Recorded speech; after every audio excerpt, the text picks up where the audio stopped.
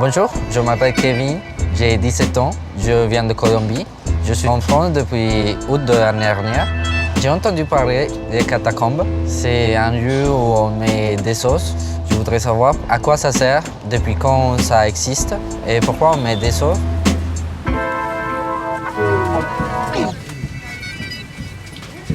Quand tu parcours les catacombes, tu vas voir apparaître des éléments gravés, parfois même des plaques, qui vont t'indiquer exactement où l'on est par rapport à la surface. Dis-moi ce que tu vois ici.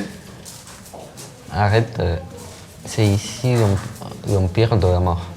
On va voir ça de plus près. Oui. La mise en place de l'ossuaire, c'est pas faite comme ça du jour au lendemain.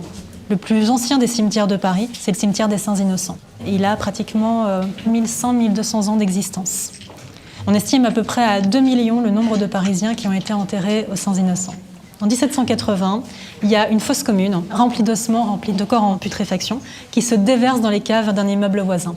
On décide d'organiser le transfert des ossements.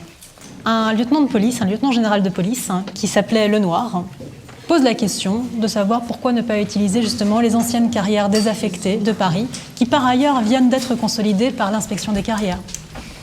Voilà comment se constitue l'ossuaire qui est maintenant internationalement célèbre. Oui.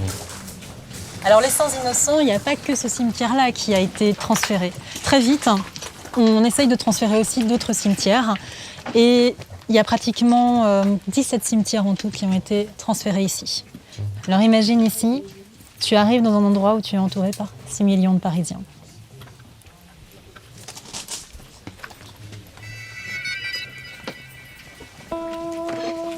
À sa première visite en 1809, Ricard de Thury, qui vient d'être nommé inspecteur des carrières, se rend compte que les ossements sont en vrac, ne sont pas correctement installés, correctement aménagés. Donc il décide de les agencer de manière un peu artistique. Et à partir de là, il fait carrément créer une espèce de musée de l'ossuaire, où on va avoir des citations de ce type un petit peu partout. On va avoir également ce type de décor qui permet de masquer des piliers de soutènement des carrières. Et puis on va retrouver les ossements avec leur identification de provenance. Donc tu vas retrouver sur certains ossements qui sont aménagés des plaques indiquant de quel cimetière ou de quel lieu ils proviennent exactement. Très régulièrement, donc il va falloir qu'on travaille justement sur les conciliations des ossements, puisque ce que tu as en premier plan, ce sont vraiment des choses qui ont été correctement agencées. Mais derrière, tu as du vrac. Et tu as parfois des ossements qui sont positionnés en vrac sur 30 mètres de profondeur. Tu imagines ? Oui. C'est des murs colossaux d'ossements qui sont inconsolidés. Le dernier dépôt qui a été effectué ici, il a été réalisé en 1933.